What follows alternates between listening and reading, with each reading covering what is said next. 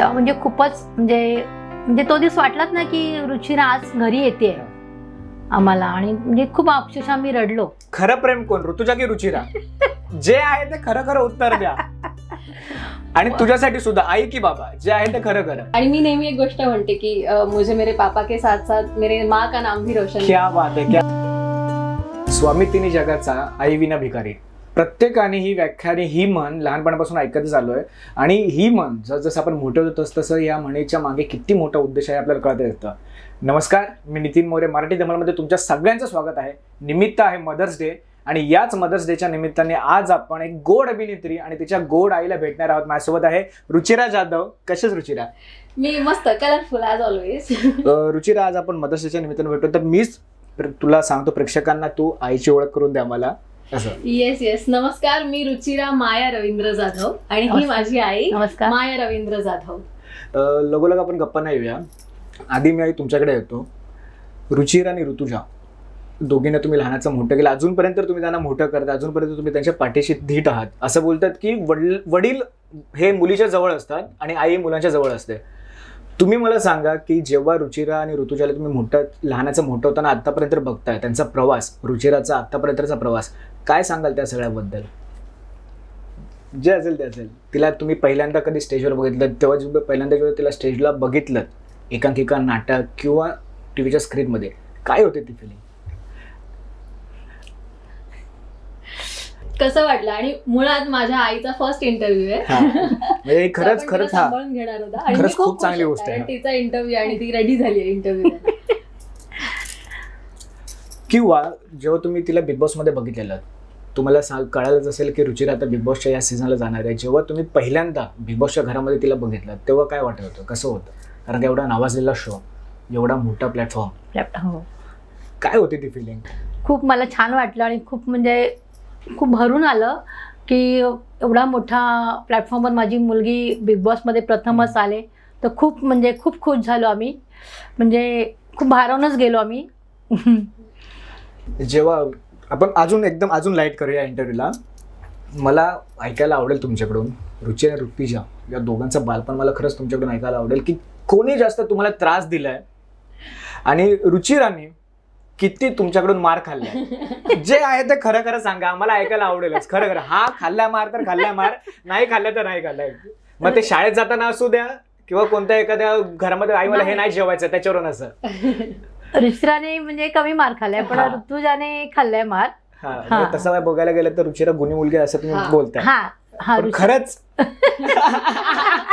फक्त बाजूला बाजूला आहे म्हणून असं करताय. नाही, माझ्या मुलीने म्हणजे फार शिक्षणामध्ये पण खूप हुशार, म्हणजे शिक्षणाबाबतीत मला कोणताच त्रास नाही. म्हणजे रुचिराला तर खूप मला अभ्यास ठेव करायला सांगायला लागायचं की रुचिरा अभ्यास ठेव, दीदी अभ्यास ठेव. म्हणजे खूप झालं, म्हणजे कधी पण ती बघावं तर नुसतं पुस्तक उघडून 12 वाजू 1 वाजू सतत 12 रात्रीचे 12 वाजले तरी सतत तिचा अभ्यास, म्हणजे शिशूपासून ते आत्तापर्यंत तरी तिचं खूप म्हणजे अभ्यासाबद्दल कोणतीच दोन्ही मुलींची माझी तक्रार नव्हती. खूप छान. आणि म्हणजे शिक्षणात म्हणजे त्यांना इतर क्लासेस पण नव्हते. म्हणजे जे शाळेत शिकवत होते सर, त्याच्या इतर म्हणजे बाहेर जे प्रायव्हेट क्लासेस होते ते असं प्रायव्हेट वगैरे मी कधीच त्यांना लावले नव्हते.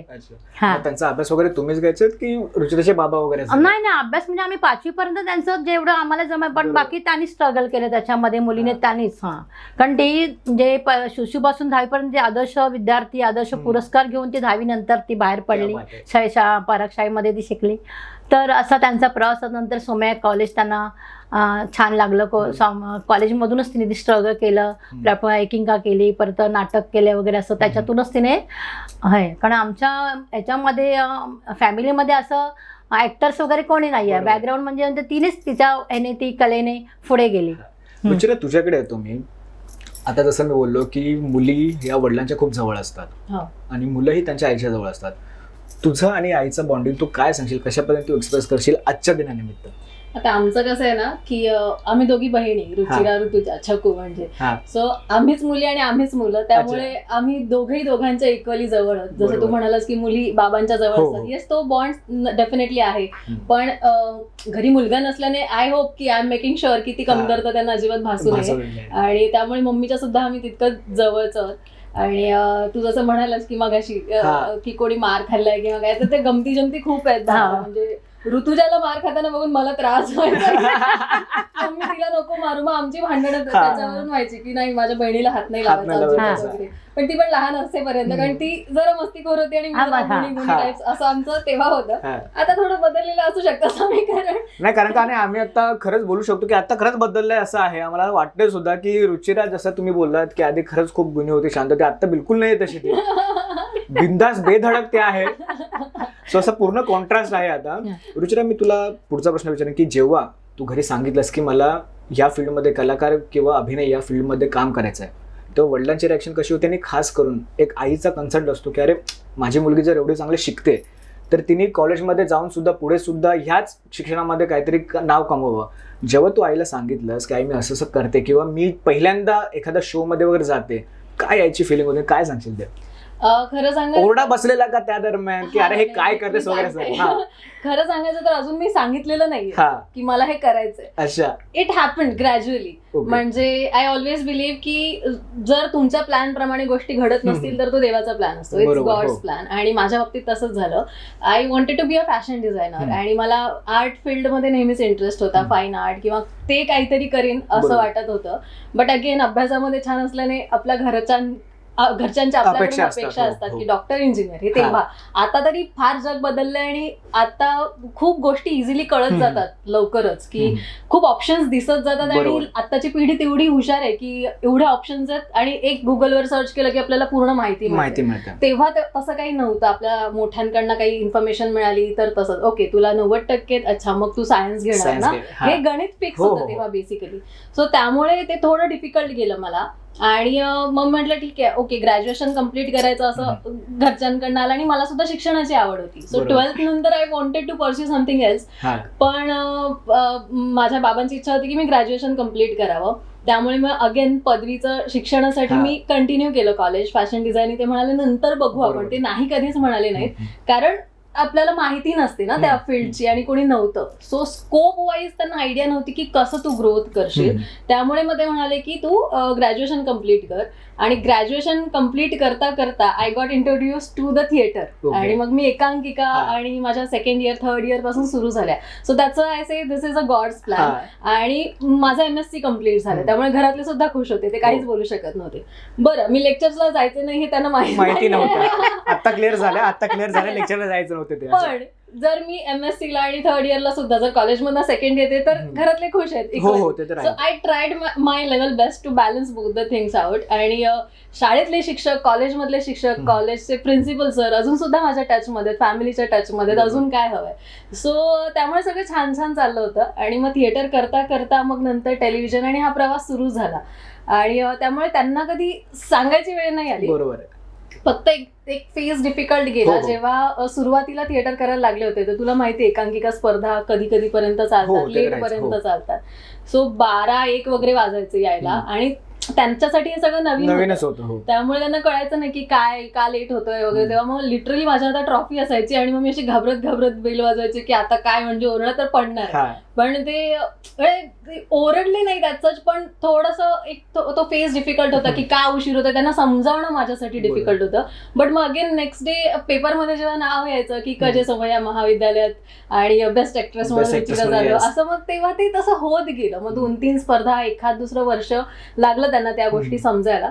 आणि मग माझा शिक्षण आणि हा दोन्ही प्रवास सायमल्टेनियसली सुरू होता. बाय द सेम टाइम माझं मास्टर्स कम्प्लीट झालं तेव्हा मी एक सिरियल करत होते ऑलरेडी. सो ते असं ग्रॅज्युअली सुरू झालंय. आई, मी तुम्हाला प्रश्न विचारतो. प्रत्येक कलाकाराच्या जर्नीमध्ये हा एक नेगेटिव्ह स्टेज किंवा असं बोलतो की तेव्हा कलाकाराला काहीच समजत नाही की मी काय करतोय, मला नेमकं पाहिजे तसं काम मिळत नाही किंवा मला वाव मिळत नाहीये. असं कधी रुचिरासोबत झालंय का किंवा तिने त्या गोष्टी तुमच्यासोबत शेअर केल्या आहेत का की आई मला खरंच कळत नाही मी काय करू आता? कारण का मी जशी रुचिरा बोलली तिचं MCA कम्प्लीट झालेलं, पण या क्षेत्रामध्ये, अभिनय क्षेत्रामध्ये काम करताना असं कधी झालंय का आणि तुमच्यासमोर तिने तिचं मन मोकळं गेलं की आई मी काय करू सांगा, तर मला खरंच कळत नाहीये. तुम्ही असं कधी झालंय का? एखादा तो किस्सा सुद्धा आम्हाला ऐकायला आवडेल. कारण माझं तर सुरुवातीला मी दीदी म्हणजे जॉबसाठीच जास्त मी तिला विचारायची दीदीला, दीदी कधी जॉब बघते, कधी जॉब करते. मला असं आयडियाच नव्हती की दीदी ह्या लाईनना जायचे असं. त्यामुळे म्हणजे मी कधीच शेअर नाही केलं हा या गोष्टी. कारण आणि माझा तोच होणच नाहीये बेसिकली. मी स्वतंत्र असते आणि मी माझी डायरी आणि फार फार तर ऋतुजा तिच्याशी कधी शेअर केलं तर, बट अदरवाईज घरच्यांपर्यंत मी गोष्टी पोहोचूच देत नाही. त्यांना कधी कधी जाणवते की मी थोडी डाऊन आहे वगैरे काय, पण मग आय मेक शुअर की नाही, मग नेक्स्ट डे ते जाणवू नाही दिलं पाहिजे, कारण मग ते विचारणार. बरं विचारलं तर मग मी सांगणार नाही, कारण मला नाही वाटत की माझ्या डिफिकल्टीज आणि स्ट्रगल त्यांच्यापर्यंत पोहोचावा. मला वाटतं की माझं यश त्यांच्यापर्यंत पोहोचवावं, आणि कारण ते त्यांच्यासाठी आहे. आणि तुम्हाला आठवतंय का जेव्हा कॉलेजची एकांकिका असू दे किंवा नाटक असू दे किंवा इतर अजून अभिनयातले अजून टप्पे, जेव्हा पहिल्यांदा रुचिरा घरामध्ये ट्रॉफी घेऊन आलेली, तेव्हाचा दिवस आठवतो का? तेव्हा असं होतं का की नाही बाबा, भले किती पण उशीर होऊ दे, रात्री 1-2 वाजू दे, आता जशी रुचिरा बोलली, पण माझी मुलगी काहीतरी चांगलं करते, तो दिवस आठवतो का? पहिला अशी तुम्हाला आठवण आहे का किंवा हा या दिवशी आलेली ओरडा भयंकर खाल्लाय त्यांनी, पण नंतर जेव्हा आम्ही बघितले ते हातामधली ट्रॉफी तेव्हा प्राऊड वाटलं, असं कधी झालेलं का? ते आठवतं का? ती फिलिंग काय होती? जे म्हणजे आली ना, म्हणजे एक नाटक आम्ही दिदी तेच ना नाटक आम्ही बघितलं ते एकांकिका, ते खूप छान वाटलं. ते कुठे होतं? थिएटरला, हा त्या थिएटरला बघितलं, म्हणजे खूप आम्हाला छान वाटलं. आम्ही दोघंही गेलो होतो, म्हणजे खूपच छान, म्हणजे वाटलं पण नव्हतं की एवढं छान प्रेझेंट करेल असं. म्हणजे नाही, समजू शकतो. पहिला इंटरव्ह्यू आहे, पण काय काळजी करू नका, यानंतर तुमचे अजून इंटरव्ह्यू होत राहणार आहेत. आणि आम्हाला प्रेक्षकांना खरंच सांगायला आवडेल की आम्ही फॉर्च्युनेट आहोत की तुमचा पहिला इंटरव्ह्यू आमच्या चॅनलवर होतोय. रुचिरा, मी तुझ्याकडे येतो. मी जसं आईना विचारलं, लहानपणी तुमच्या दोघींमध्ये मार तर तू बोलतेस की ऋतुजाने जास्त खाल्लाय, कधी असं झालेलं का? आता मला मारणार जास्त बोला नाही, काहीतरी इकडे आहे, काहीतरी सर आता बोलत होते त्या काही हसले तर काहीतरी आहे, म्हणजे मार म्हणजे दिदीला पण 1-2 फटके मिळाले ना, असं नाही असं नाही, पण चकुलीने पण मार तिच्या कम्पेअर जास्त शाळेतून यायचं ना. ऋतुजाने असं केलं, ऋतुजाने तसं केलं, आणि त्यात काय व्हायचं की शाळेत मी मोठी ना, ते डायरेक्ट कम्पॅरिझन व्हायचं. मला आता ते कळतंय की दीदी बघ कशी मोठी बहीण बघ कशी, असं फार चुकीचं, तेव्हा नाही कळायचं ते, पण मग ते कम्पॅरिझन व्हायचं. आणि ऑफकोर्स आम्ही दोघी वेगवेगळे आहोत, तर त्यामुळे थोडंसं, बट अभ्यासात वगैरे ती पण सुद्धा तेवढीच करिक्युलर ॲज वेल एज एक्स्ट्रा करिक्युलर ती तेवढीच छान आहे. तुझं असं कधी झालेलं का की आई ऋतुजाचे जास्त लाड करते किंवा बाबाचे लाड करतात, असं का तिचं लाड करते सारखं, मी मोठी आहे ना आई, तू माझं आहे, तिचं काय, असं कधी झालं का? आई हसतात म्हणजे असं नक्कीच झालंय. हा, असं एकदा होतं, म्हणजे ऋतुजाचं लग्न झालं, सो लग्नाच्या बऱ्याच आधी, 2-3 वर्ष आधी वगैरे एक ती फेज होती की जेव्हा लाड म्हणण्यापेक्षा Rutuja is very good in kitchen. So ना, या दोघींचं चांगलं किचन मध्ये काय ना काय, आज काय करायचं वगैरे असं वगैरे दोघी काय करायचं, आणि तिला प्रचंड आवड. मग ती कधी कधी मम्मीला रिलीफ पण द्यायची. बरं, तो आनंद मी मम्मीला देत नाही, सो त्यांचं जमायचं छान. असं नाही की लाड तिचे जास्त झाले, पण ते बघून मला वाटायचं की अरे यार, मी आहे ना इथे, मला कन्सिडर करा. पण मग नंतर जेव्हा तिचं लग्न वगैरे ठरलं ना, तर तेव्हा माझंच असं झालं, मीच तिच्यावर जास्त लाड करायला लागले. आणि जेव्हा कळलं की अरे 1 वर्षभरात तिचं लग्न आहे आणि नंतर आम्ही अशा नसणार आहोत, सो त्यामुळे मग ती फिलिंग आपोआपच कमी झाली. म्हणजे टाइम हिल्स एव्हरीथिंग म्हणतात ना, किंवा time makes you understand few things. बरोबर. तर ते तसं झालं, आणि मग आता मीच तिचे जास्त लाड करते. आई, मी तुमच्याकडे येतो. जेव्हा तुम्ही रुचिराला, मी आधी जसा प्रश्न विचारला, बिग बॉसमध्ये तुम्ही जेव्हा बघितलं तेव्हा तुम्ही स्वतःला की खरंच खूप मन भारावून आलं, अशी कधी खंत वाटली का की अरे माझी मुलगी एवढ्या लवकर बाहेर का आली, ही यायला नव्हती पाहिजे, ती तिकडे स्ट्रॉंग कंटेंडर होती, तर अजून राहिली असते तर माझी मुलगी जिंकलीच असते, असं जेव्हा ती घरी आली, जेव्हा ती एलिमिनेट झाली, तेव्हा कशी फिलिंग होती? तेव्हा म्हणजे खूपच, म्हणजे तो दिवस वाटलाच नाही की रुचिरा आज घरी येते आम्हाला, आणि म्हणजे खूप अक्षरशः आम्ही रडलो. म्हणजे खूप वाईट वाटलं की असं कसं झालं, की कारण ते ह्याच्या रिझल्टप्रमाणे तर टॉपलाच होती ना, फॉर द म्हणजे टॉप 3मध्ये, वोटिंग्स प्रमाणे, तर असं कसं झालं. त्यामुळे खूपच म्हणजे हे वाईट वाटलं. पण आम्ही ती आली, खूप तिच्या छान ऑप्शन वगैरे केलं, आम्ही सगळं हे केलं. रुचिरा, तू काय सांगशील, असं कधी झालंय का की आईने एखादा तुझ्यावर नियम किंवा डिसिजन लादलाय की नाही रुचिरा तू हेच करायचं आहे, आणि ते तुझ्या मनाच्या बिलकुल विरुद्ध होतं, आणि नंतर पुढे जाऊन तुला रिअलाइज झालं की अरे नाही, आई मला या गोष्टीसाठी बोलत होती म्हणून आईने हा डिसिजन माझ्यावर लादला, असं कधी झालंय का?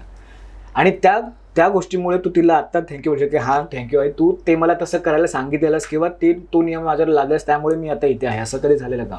नाही, टचवूड आतापर्यंत कुठलीही गोष्ट आमच्यावर लागली नाहीये. हा. म्हणजे तुझ्याशी बोलताना पुन्हा एकदा ती एक जाणीव झाली आणि हा. मला खूप छान वाटलंय त्याच्यामुळे की आतापर्यंत आई वडिलांनी कुठलीच गोष्ट आमच्यावर लादली नाहीये. जसं मी म्हटलं ना, त्यांची इच्छा होती की बरोबर. जॉब करावं, ते की छान मॅनेजर किंवा त्यांनी तसं बघितलेलं आहे की इमॅजिन केलं असेल की मुलगी हुशार आहे म्हणजे आपण तिला असं बघू शकतो हो. कंपनीमध्ये, ऑफिसमध्ये वगैरे. पण ठीक आहे, ऑफिसची केबी नाही, आता व्हॅनिटी आहे. ते तर आहेच. त्यामुळे गोष्टी लागल्या नाहीयेत कधीच, कुठली नाही. आणि मे बी याचं रिझन एक आहे तर त्यांचे संस्कार, हो. प्लस ते संस्कार आम्ही बॅलन्स करत गेलो, ते बरोबर. आमच्यात पण रुजत गेले आणि लादण्याची गरज नाही लागली. की नॉर्मली सांगितलं तरी मे बी आम्ही ऐकतोय ते, बरोबर. किंवा आम्ही जे करतोय त्यांना पटतंय. सो त्यामुळे त्या गोष्टी बॅलन्स आउट होत गेल्या आणि त्यामुळेच कदाचित गोष्ट कधीच कुठली लागली नाही. त्यांनी सांगावं आणि आम्ही ऐकावं, आणि अगदीच पटण्यासारखं नसेल तर आम्ही त्यांना समजून द्यावं. तो बरोबर. तेवढा वेळ ते देतात आम्हाला, आणि त्यामुळे येस, आय एम फॉर्च्युनेट. तुम्ही मला सांगा की घरामध्ये जास्त डिमांडिंग कोण आहे? म्हणजे आई चहा कुठे ग, आई कॉफी कुठे, आई मला हेच जेवायला द्या, माझे कपडे कुठे आहेत ग, अशी रुचिराकडून कधी कंप्लेंट आले का? आणि असं झालंय का ते का तिकडेच ठेवलंय ना, बघ ते आधी. हो. म्हणजे असं करते का ती अजूनपर्यंत करते का की दौऱ्याच्या हिशोबाने निमित्ताने वगैरे ती पूर्णपणे बाहेरच असते, पण जेव्हा कधी घरी आल्यावर आई कुठे ग चहा, लवकर दे का वगैरे, असं कधी झालंय का? आणि अजूनपर्यंत ती तशी करते का? खरं खरं सांगा. करते ना. सगळं मी आणूनच देते. क्या म्हणजे आहेत, हळूहळू पोल खुलते, हळूहळू सगळं समोर येते. सांगेन आता काय. टोटली ती बाहेरून शूट होणार तरी पण ऍक्च्युअली मी भरवते तिला. क्या बात आहे, सुंदर. मी तुला तेच विचारणार होतो की दौऱ्याच्या निमित्ताने महिनोन आपण घरापासून लांब असतो, तिकडे असताना कधी अशी आईची आठवण वगैरे येते का की अरे यार आई असती ना तर ही गोष्ट मला आत्ताच्या आता भेटली असते. हा, मग भले ते कॉस्ट्युम असू दे, मेकअपचं सामान असू दे किंवा काही असू दे? नेहमी येते मला. म्हणजे मला जेव्हा विचारतात what is your favourite food, तर मी नेहमी म्हणते मम्मीच्या हातचं जेवण. मग ते काही असो, कुठलीही भाजी भाकरी, साधं वरण भात किंवा दाल खिचडी वगैरे वगैरे, मला हे असं कम्फर्ट फूड आहे हे माझ्यासाठी. आणि ते मी सगळ्यात जास्त मिस करते नेहमी, कारण मी कॉम्प्रोमाइज नाही करू शकत जेवणाबाबतीत. मला एक छान पद्धतीचं हेल्दी जेवण आवडतं. माझे काही फार डाएटचे पण चोचले नसतात, म्हणजे जे पाहिजे ते मी स्वतः घरी सुद्धा बनवू शकते, किंवा मम्मीचं जे असतं मम्मीने बनवलेलं ते मला आवडतं. थोडं तोडतो. आताही बोलले की मला जे पाहिजे ते मी घरी बनवू शकते. खरंच बनवते का? बनवते. खरंच सँडविच छान बनवते, परत डाळ खिचडी पण छान बनवते. तिच्या हाताने बनवलेला एखादा कोणता पदार्थ तुम्हाला आवडतो? म्हणजे जेव्हा ती घरी तेव्हा दीदी तू हा बनव, हा पदार्थ बनव, मला सँडविच बनवायला सांगते. सँडविच तू काय सांगशील आईच्या हाताचा एखादा पदार्थ? तू आता बोललीस की मला आईच्या हाताचं सगळं काही चालतं, पण अशी कोणती हक्काचा पदार्थ आहे किंवा हक्काची एक वस्तू आहे की नाही ती फक्त आईनेच बनवायची, असं काय? पुरणपोळी. म्हणजे जगात भारी माझ्या आईच्या हातची पुरणपोळी. क्या बात आहे, क्या बात आहे. आणि तिची चव म्हणजे मी म्हणते hashtag Ruchira say along with the पाय इफ एनिथिंग इज कॉन्स्टंट, तर ती आहे मम्मीच्या हातच्या पुरणपोळीची चव. ती वर्षानुवर्ष बदलतच नाही. तिचा आकार, तिचं ते तव्यावर टाकल्यावर ती अशी फुगते आणि नंतर मग ती तूप सोडते, ते अगदी तसंच्या तसं असतं. पुरणपोळी आणि मोदक म्हणजे मी कमी खाते आता, थोडंसं एखाद दुसरी अर्धी किंवा आणि एकच मोदक. अरे यार असं कसं? एकच मोदक आवडतो. म्हणजे मी कधी आले ना 3 दिवसात दमून वगैरे, मम्मीला कळतं की हा जरा त्रास झालाय जेवणाचा बाहेर वगैरे वगैरे जे काही आहे, मग आल्यावर माझ्यासाठी पुरणपोळी किंवा हा असा बेत असतो. तिला माहित असतं मी थोडंच खाणार, पण सगळं घाट ती घालते आणि ते सगळं बनवते. सागर संगीत असतं. कधी तुम्ही तिला सांगितलं का काय ऋषीला ये आता वयात असेल जरा जेवण वगैरे बनवायला शिक वगैरे, ये जरा असं कधी झालंय का की? आणि सांगून सुद्धा ती आली, पण एखादा पदार्थ येत असताना मुद्दाम कंटाळून काहीतरी त्याच्यामध्ये चुकीचं करणं, थोडंसं मीठ वगैरे केलंय का? नाही, मुळात मीच तिला काय सांगत, कारण ती दमून आली असते, तिला काय सांगणार किचन मध्ये म्हणून. ह्याच्या आधी, आता दौऱ्याच्या आधी म्हणजे कॉलेज लाईफ वगैरे सुरू असते तेव्हा की अरे रुचिरा आता मोठी होतेस तू, ये जरा शिक वगैरे कसं बनवतात वगैरे, असं काही? त्यांनी सांगितलं, सांगून दमले, आता सोडून दिलंय. कारण ती बाहेर असते आणि ऋतुजा कशी जवळ असायची, म्हणजे घरी असायची ना जास्त करून, मग त्यामुळे ती, आणि तिला मी छकुली म्हणायचो, मग छकू हे कर, छकू ते कर, पप्पांचं पण तेच. आणि दीदी कसं बाहेर असायची सतत दौऱ्यावर, मग त्यामुळे तिचं किचन मध्ये जास्त ऋतुजाचं हे करणं ते करणं. खूप डिशेस छान करते ऋतुजा. आणि मला कसं आहे की मला सलाड, स्मूदी, सँडविच हे Healthy. असे Healthy diet असं, हेल्दी हा. डाईट. हा किंवा असे आपले स्नॅक्स टाईप पदार्थ बनवायला आवडतात किंवा तेच येतात. आणि मला ना भाजी किंवा आपलं हे ना ते सुद्धा येतात, पण एकदा करायला लागले की मला माहिती आहे करायला करायला लागलं. लागेल, हा. अच्छा, म्हणजे हे ऐकलत का, म्हणजे भाजी पण करायला छान करते, करायला मेथी मसाला पण लागला छान हा. करते ती. शिमला मिरचीची पण भाजी खूप छान करते. हा केले मग दाल तडका पण यामागे छान मी करते तर ती. असं बोलू शकतो की रुचिराने आता स्वतः कबूल केले की मला येतं, पण येतं, जर मी हा. करायला लागले ना तर पण मला मला सारखं सारखं करावं लागणार. कट करा नाही, please. हे बिलकुल कट होणार नाहीये, बिलकुल कट होणार नाही. आणि ही लिंक ऋतुच्याकडे पण जाणार आहे. ऋतुच्या बघ असं. हा. आणि मी तुम्हाला प्रश्न विचारतो की जेव्हा आपण आपल्या मुलाला लहानाचं मोठं होताना बघतो, जेव्हा तो त्याची जी स्वप्न आहेत ती स्वप्न तो साकार करताना बघतो, तो स्वतः त्या स्वप्नाला अचीव करतो, तेव्हा एक पालक म्हणून आणि त्यातल्या त्यात एक मैत्रीण म्हणून काय फिलिंग होते तेव्हा की नाही, भले माझ्या मुलींनी शिक्षण तर केलं, पण त्याच्या व्यतिरिक्त हा दुसरा मार्ग निवडला जो तुम्ही सांगितल्याप्रमाणे कुटुंबामध्ये कोणीच नव्हतं. जेव्हा तुम्ही रुचिराला एका मोठ्या प्लॅटफॉर्मवर बघता तेव्हा काय वाटतं की नाही, माझ्या मुलीने जो निर्णय घेतला तो खरंच योग्य आहे? काय असते फिलिंग ती? नाही, तिने जे केलं तर खूपच म्हणजे छान. म्हणजे सगळ्यांना आमच्या कुटुंबामध्ये आता एवढं तिचं कौतुक करतात ना की खूप अभ्यासात तर हुशार, सगळ्या बाबतीत हुशार ती. ड्रॉइंग पण खूप छान. बरोबर. मी तिला लहानपणी पण ते दादला गोडकर अकॅडमीमध्ये दर संडेला मी तिला 3 महिने सतत घेऊन जायची. क्या बात आहे. हुबेहूब सगळे चित्र काढते ती. हा. म्हणजे खूप छान सगळ्या तिच्या म्हणजे अंगात सगळ्या गोष्टी, सर्व गुण संपन्न आहे रुचिरा. रुचिरा, तू अशी ज्या पद्धतीने स्माइल दिली आहेस तर मला असं सरकायचं मला स्माइल वाटतं का थोडीवर असं काही? I agree with it. म्हणजे असं सर्व गुण संपन्न म्हणजे मम्मीच्या तोंडाने छान वाटतं. छान. नाही, जशा आई बोलल्या की ती चित्र वगैरे पण खूप सुंदर काढते, आम्ही खूप सुद्धा सुंदर. बघतोय खरंच हो, हो. खूप सुंदर चित्र काढले. तिने कधी तुम्हाला असं भेटवस्तू वगैरे दिली का, आई तुझ्यासाठी काहीतरी मी करते असं हो काही? हो आणते ना. आणते. हो गिफ्ट वगैरे आणतात ना मदर्सला, आणि असे पण आणतात गिफ्ट, दोघी पण मुली माझ्या. मग मी आता आता मुलीच. खूप कॉन्ट्रोवर्सी प्रश्न विचारतोय. खरं प्रेम कोण, ऋतुजा की रुचिरा? जे आहे ते खरं खरं उत्तर द्या. आणि तुझ्यासाठी सुद्धा, आई की बाबा, जे आहे ते खरं खरं. आधी सुरुवात तुमच्याकडे. नाही म्हणजे दोन्ही मुली पण. बघा, जर एकीचं नाव घेतलं तर मग दुसरीला वाईट वाटेल, आणि दुसरीचं नाव घेतलं तर मग एकीकडे लिंक जाणार आहे ही. मग येतो तेवढं तुम्हाला फोन, दोघींवर- नाही दोघींवर तेवढंच प्रेम आहे ना. आम्हाला एकाच नाव पाहिजे.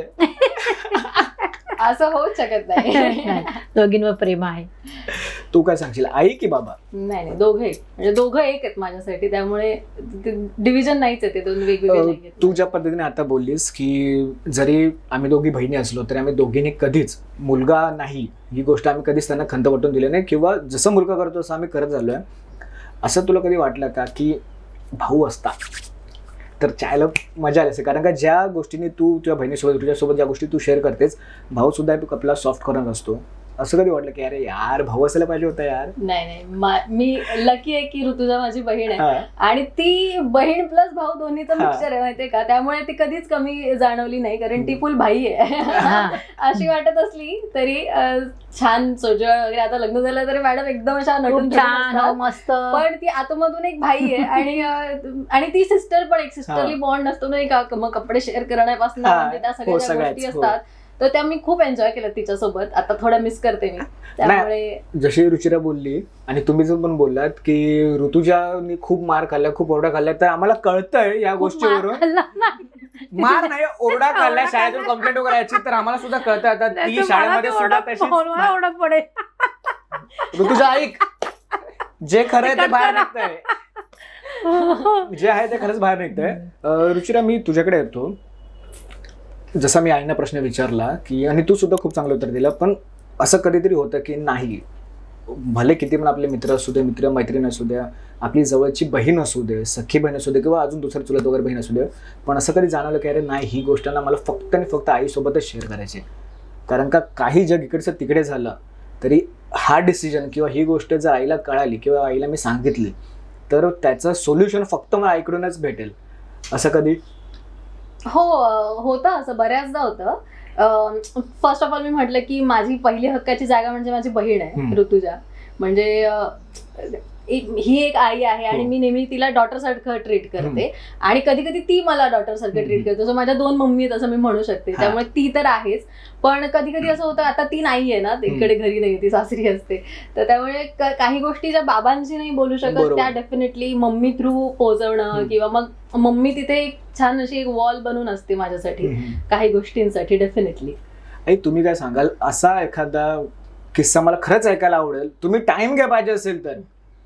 तुम्ही तर बोललात की ऋतुजाने ओरडा खाल्लाय, पण मला ऐकायला आवडेल की रुचिराने सुद्धा कधी ओरडा खाल्लाय का एक्स्ट्रीम लेवलचा, भले ते अभ्यासात चांगले असू दे वगैरे, अरे रुचिरा चुकीचं आहे तुझं असं, तर खाल्लाय का तसा ओरडा कधी तुम्ही दिलायत का? टाइम घ्या, वेळ घ्या, मला ऐकायला आवडेल. रुचिरा तुला सुद्धा सांगतो, जर तुझ्या लक्षात असेल एखादं तर आम्हाला सांग, आम्हाला सुद्धा ऐकायला आवडेल की हा नितीन मी असं केलेलं लहान असताना आणि मला भयंकर ओरडा भेटलेला दोघांचा पण, किंवा मम्मीने तर मला खूप छापलेलं, असं कधी? हा, लहानपणी म्हणजे असं चुका तर व्हायचे, पण असं अभ्यासा बाबतीत तर तिला कधीच तिने ओरडा नाही खाल्ला, पण असं मस्त दंगा मस्ती बहिणीची मग खाल्ल्या ओरडा. आम्ही दोघी मस्ती करायचो ना, आणि आमचं काय होतं, मम्मी झोपली ना की आम्ही मम्मीला तिचं एक ड्रॉबॅक किंवा एक अशी गोष्ट आहे की तिला ना जराही आवाज सहन होत नाही. म्हणजे आपण असं जरी बोललो ना विस्पर सायलेन्स लागतो आणि मग आम्ही छकू मध्ये खूप मस्ती, मग आम्ही दोघी मग असं करत आम्हाला हसायला यायचं, हसणं कंट्रोल ओरडा खायचं, लहानपणी पण ओरडा खायचो आणि मग आम्ही पळायचो बाहेर. सरते शेवटी जाता जाता मी आई तुम्हाला बोलतो, तुम्ही रुचिराला धन्यवाद कशासाठी कराल, किंवा हा रुचिरा तू जे तुझं स्वप्न जगतेस आणि त्या गोष्टीमुळे आम्ही खरंच तुला खूप प्राऊड फील करतो. जर तुम्हाला आता या प्लॅटफॉर्मवर तिला धन्यवाद बोलायचं असेल, शक्यतो तर आपणच आपल्या आईवडिलांना धन्यवाद बोलतो, आई वडील खूप क्वचित आपल्याला धन्यवाद बोलतात. जर तुम्हाला आता तिला धन्यवाद बोलायचं असेल तर कसा धन्यवाद कराल तिला, काय सांगून तिचा धन्यवाद म्हणाल तुम्ही की हा धन्यवाद रुचिरा असा? आता ते आम्ही नाटक चालू होते तू तू मिमी, म्हणजे प्रथमच आम्ही नाटक पहिला शोला आम्ही गेलेलो बोरोलीला, म्हणजे एवढं एंट्री जी दीदीची होती ना अफलातून, म्हणजे खूप छान वाटलं आम्हाला.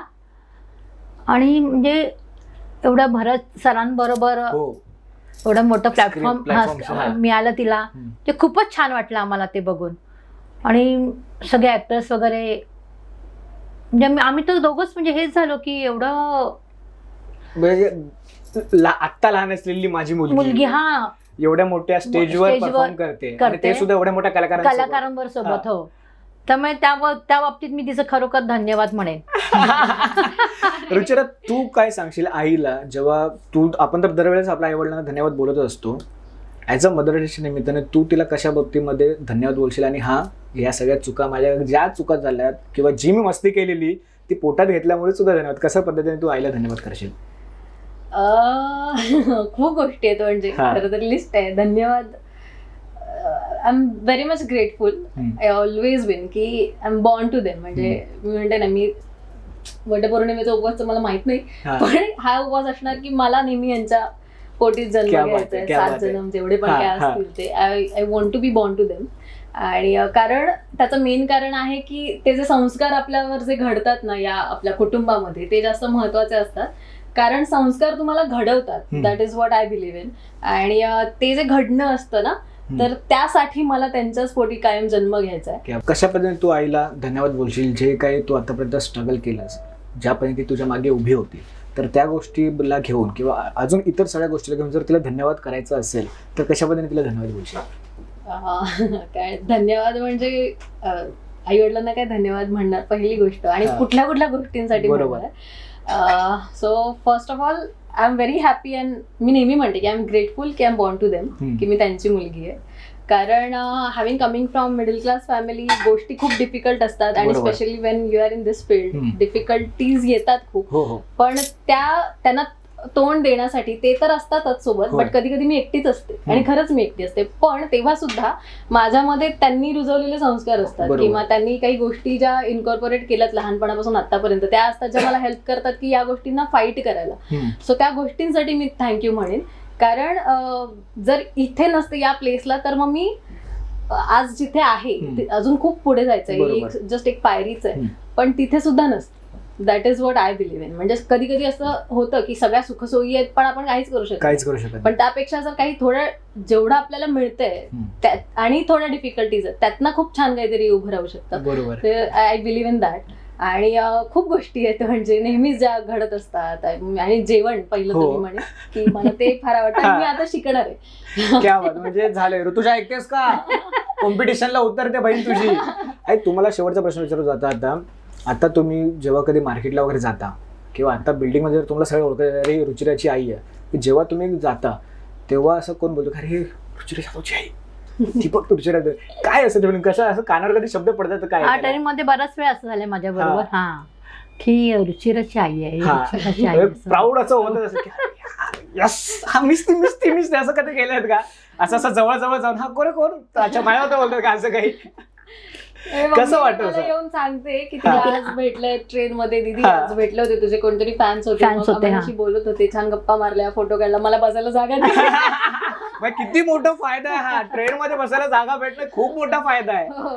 आणि मग बरं त्याच फॅन्सचे मला डीएम्स येतात आपल्या इंस्टावर. आताच मी लास्ट टाइम मी पनवेलला गेले ना तर एक खारघरला मुलगी उतरली तर तिने ते फोटो बघितले तर मला म्हणे तुम्ही रुचिराची आई का? मी म्हटलं हो.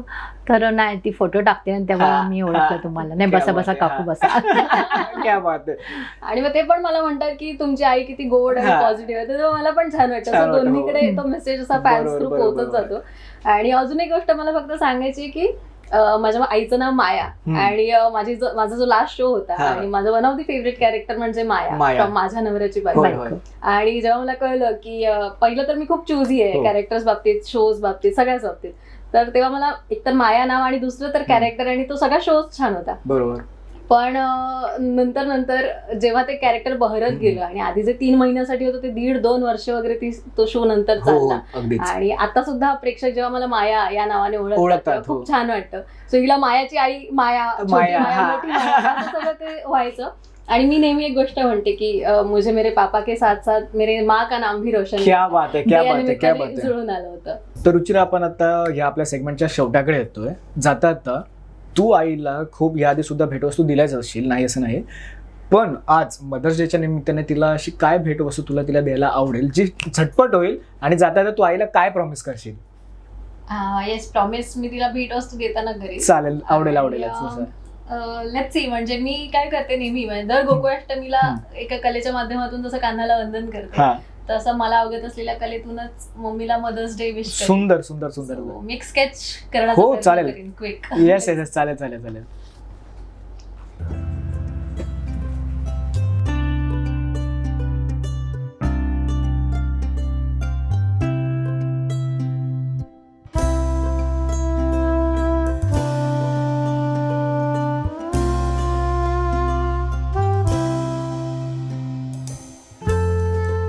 खरंच खूप सुंदर असं स्केच होत आलंय आणि आय थिंक सो ते शेवटच्या टप्प्याला पोहोचले सुद्धा. तर बघूया आता आईची रिॲक्शन काय असेल ते स्केच बघताना. आम्हाला तर खरंच भयंकर आवडलं, खरंच खूप सुंदर आहे आणि एवढ्या कमी वेळेमध्ये बनवलंय ते त्याला खरा महत्व आहे. नाहीतर मग 2 मिनिटात फार तर मॅगी होते, तुम्हाला स्केच बनवायला क्या बात आहे. नवीन एक टॅलेंट कळालं. 2 मिनिटामध्ये फार तर मॅगी होते, मी स्केच बनवलंय. सो हे सुद्धा टॅलेंट आहे. छान होऊ शकतं. मी अजून त्याला छान खरंच खूप सुंदर आहे. डिटेलिंग वगैरे एकदम नंतर करीन आरामात. बट येस, या निमित्ताने मराठी धमालच्या निमित्ताने मला स्केच बनवता आलं पटकन, क्विक स्केच. त्यासाठी तुला पण thanks Nitin. Mention not. Yes, so almost ready. So आईला गिफ्ट द्यायचं असेल तर? हो, सो हे स्केच बनवलंय मी. क्या बात आहे. सुंदर. आणि इथे लिहिलंय मी #Ruchira says every day is a mother's day. क्या बात आहे. सो हे तुला मम्मी माझ्याकडनं हॅपी मदर्स डे. थँक्यू. खूप छान. आणि जाता आईला विश आणि एखादं प्रॉमिस आईला करायचं असेल तर काय करशील? प्रॉमिस मी नेहमी म्हणते, म्हणजे प्रत्येक बर्थडेला, त्यांच्या बर्थडेला खास करून, की आय विश की तुमच्या सगळ्या इच्छा पूर्ण व्हाव्यात असं आपण म्हणतो ना. पण त्यापेक्षा मी म्हणेन माझ्या इच्छा पूर्ण व्हाव्यात.